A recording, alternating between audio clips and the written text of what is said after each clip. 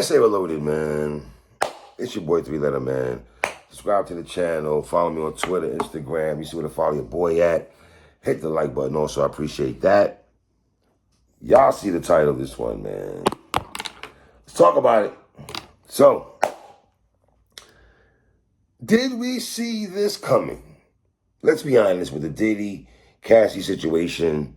You know, a lot of people have opinions. It's always about the messenger or the person that's delivering the message, the commentators of the industry, the commentators of this thing called the hip-hop culture and things of that nature. And we all know that for the most part, when big topics are being spoke about within the culture, a lot of people like to go to the podfather. Let's see that, Joe? Let's stay right here. I rock with Joe Budden. I am a Joe Budden supporter of the music and the pod, right? Well, let's have some real talk right now. Joe Budden, let's go right here. The podfather. You are the podfather. We in a world right now where the podcast world has taken over the radio world. Let's call it what it is. And when you got a guy like Joe Budden, whose label, again, the podfather, is certain topics and things you want to hear his opinion. Whether you criticize it or want to hear it, you still want to hear it from certain people that you tune into. Now, let's be honest.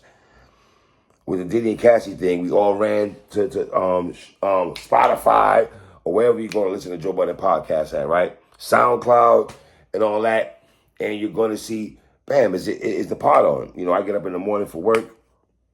It's a Wednesday morning. Was it Saturday morning, pardon me. I'm looking to, was it Wednesday morning? Saturday morning. I'm looking to hear Joe talk about certain topics. So when the pod was not on that morning, I'm like, okay. Now, Joe, here's the thing. Before you explain to the people, the Patreonies, whatever y'all call them, that you're going to put it on a Patreon, we're looking like, fam, what's good? You know, I don't think at the time it looked like, okay, you're not going to talk about Diddy. You're not going to talk about Drake. You can even splash in some flute committee talk with Andre 3000. Give us something, my guy.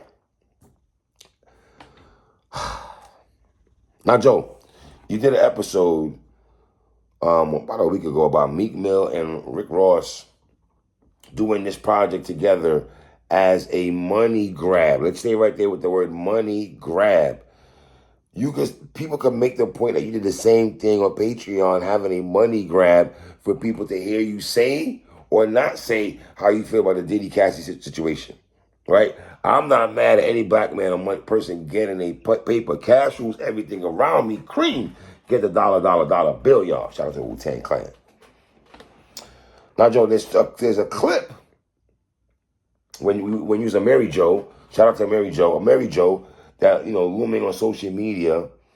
You saying to your audience that privately and in confidence that you and Puff in the past have had, you know, discussions about things that he's done, and he's applauded you, you know, on things that you might have said that about him that he didn't like. And, you know, you can say what the F you are regarding when it comes to him. You saying you don't run and hide from a topic. You're going to tell us how you feel, and the people that you love know it's not personal. Now, Guru had a song called Take It Personal. Now, here, Joe, I don't want you to take it personal. I'm going with this, brother. But when they save the files and it's clips of you saying that, brother, it does look wild when we see the clip looming of you saying that about Puff. And then now, we you know, they want to hear you say, no, I'm not bashing Joe Budden for not saying. I'm going to get into that. I'm just giving you the term of events and what I'm seeing on social media, right? Walk with me right quick in my chic Luch voice. Now, when you do, when that's out there, it does look like, all right, Joe, you did say this about that, you know, you weren't going to hide from any topics. You're not like other guys that hide from topics, this, that, and the third, you know? Now, it seems like y'all mad at Joe more than Diddy right now. It seems like people are much more mad at Joe Budden than Diddy, right? Now, that clip of Joe Budden speaking that they pulled out today about him saying about Puff a while ago is at 1.3 million views. That clip alone, right? Now, we know Joe Budden is in a no-win situation. It's a no-win situation. Now, Like I said a second ago, when you're considered being called a podfather, that name, that moniker, that title, in regards, it comes with a lot. People respect Joe's opinion. They want to hear his opinion. You got a thing called the Joe Budden Network, right? Now, is Joe being a media scapegoat that people want to? Because let's be honest, if Joe goes in there and wilds out on Diddy, the shade room, and let's be honest, he has a relationship with Diddy. Let's just call it. Let's not ussy foot around that. He has a relationship with Diddy, and when I'm saying it, I'm pretty sure that it's hard to sit there in front of a camera and point out things that your guy did some egregious acts and being spoken upon, right? Now, I don't know, at the time when, if memory serves me right, at the time when they did this episode, because they had to edit some stuff out. And the editing thing, Joe, that sounds like, what are y'all editing so much that y'all couldn't put those, whatever, right? I was in the spaces earlier tonight with Joe Budden and a bunch of people from the Joe Budden Network, people that support the show, the Patreonies. They were in there talking to Joe. They was like, the people that didn't pay for it have more to say. But how do you know that? Y'all are saying that people that don't pay for it got more issues and stuff. You can't, not everybody that paid for it don't have an issue, that does not have an issue, or the people that do pay have an issue. So it's either, it goes hand in hand, right? Now, did Joe dance around the Diddy situation in that clip that he was spoken about, that people had to pay, the patronies had to pay that to watch that? Did he dance around that? Because let's be honest, he has to be careful what he says. Nas once said, "My tongue is power. It kills men, kills demons, and thrill women." And that's just, you feel me? He was at a company, he's cool with Diddy, Revolt thing back in, I don't know if they still got, they got relationships, right? But Joe, you got to understand why people made you the podfather, why you have a big network, why you are number one, my guy. It's because you have a big ass mouth and you don't really hide from stuff. So people are looking at you to say certain things. And then it felt like you were kind of aggressive towards the people, again, calling people like, oh, why y'all? Yes, people expect you to do that, Joe. Whether you want to hear it, yes, Joe, they tuned into you to hear you talk about what's going on in the culture. Whether you like it or not, brother, this is what you signed up for, sir. This is why you number one. Murder Mook said the crown, it comes with it. And it repeats, and it repeats. Yes, it repeats. We listen to you, Joe, because you're authentic. Now, did I expect Joe to go in there and defecate on Diddy? No. I feel he could have given us some more insight about certain. And yes, I know he's spoken about this in the past, about the egregious acts within the industry, the weirdo-ish that be in the industry, the goofy-ish that be in the industry. So let's get into this clip, this that's moving around. It started off for me when Ish said, y'all better, people calling Ish saying that, y'all better keep it real about Diddy. Joe better not flake out. You better keep it 100 and all that. So people are, let's be honest, there's people out there that wanted Joe to defecate on Diddy and Ish on Diddy and drag him down the block and everything like that. That's what some people were tuning in. Let's be honest, that's all they wanted to hear. Some people on that spectrum, right?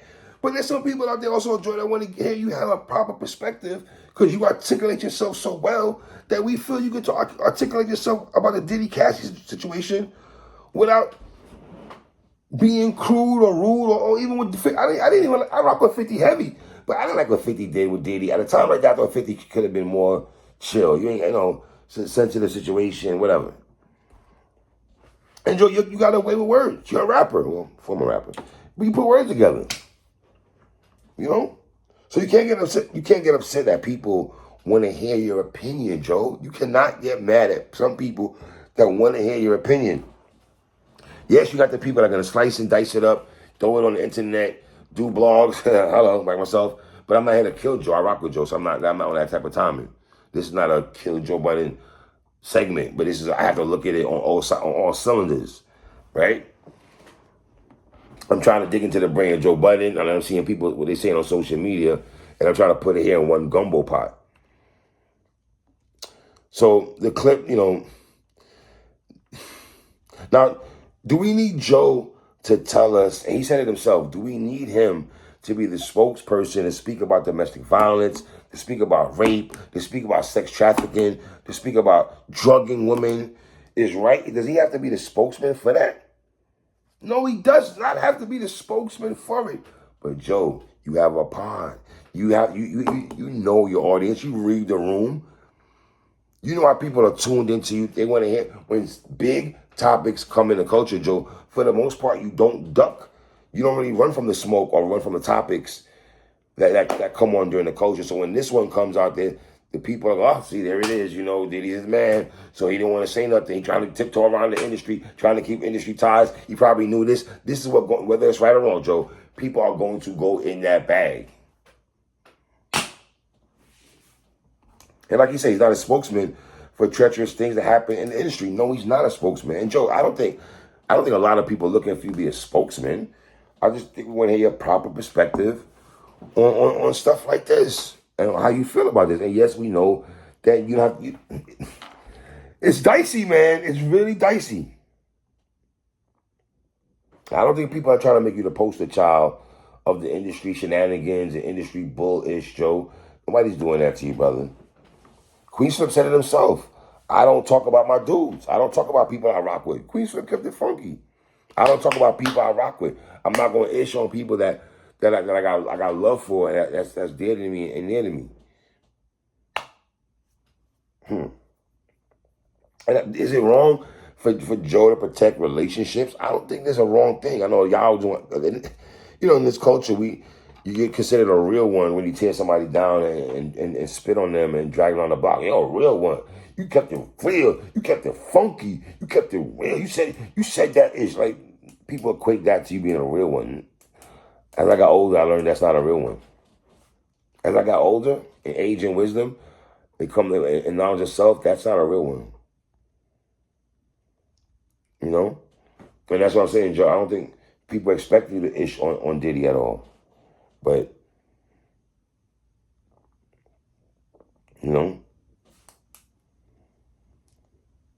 so I think we just want to hear your spiel and on the, you can't use the integrity word and not say nothing, And here's another thing, Joe.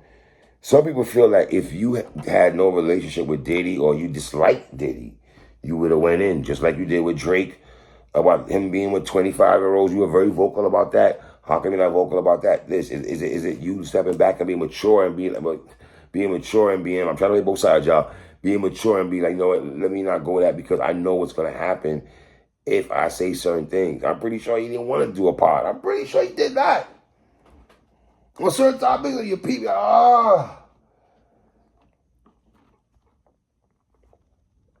right?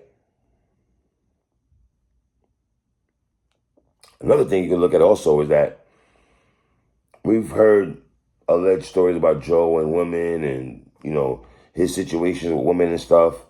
Not saying it's egregious, not egregious like Diddy and all that, right? But you've heard stories, right, about Joe. So does he feel also that if I say something that people are going to point the finger and be like, yo, man, you should be the last one to say that because such and such? Could it be that also? Could it be also where he's like, yo, if I say something, y'all going to go into say when I was with this person, they said this about me. I don't know. But leave comments on the bottom what y'all thought about Joe Budden, him saying something. He didn't say nothing about Drake either. Not even, you don't want to say that about Drake. Now, here's the thing about Drake on both sides again.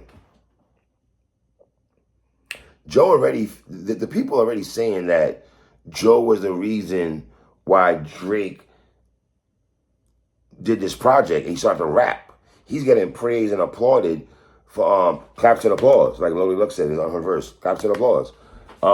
Claps and applause for that, right? He's getting claps. Think about this for a second. Joe Budden was getting claps and applause for Drake rapping on the Scary Hours joint. So does he feel like, I don't got to say much? Like Beanie Siegel said, I don't got to say much. We ain't got to say much. I don't got to say much. Y'all said it for me.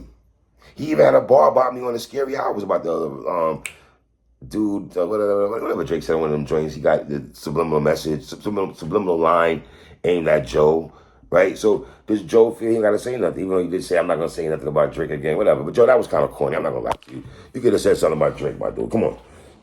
Joe, come on, bro. You ain't giving us no Diddy talk. You ain't giving us no Drake talk. I mean, come on, man. When the hell you talked about it, brother? Crazy. Anyway, man, leave comments in the bottom, man. Tell me what y'all think, man. It's your boy 3.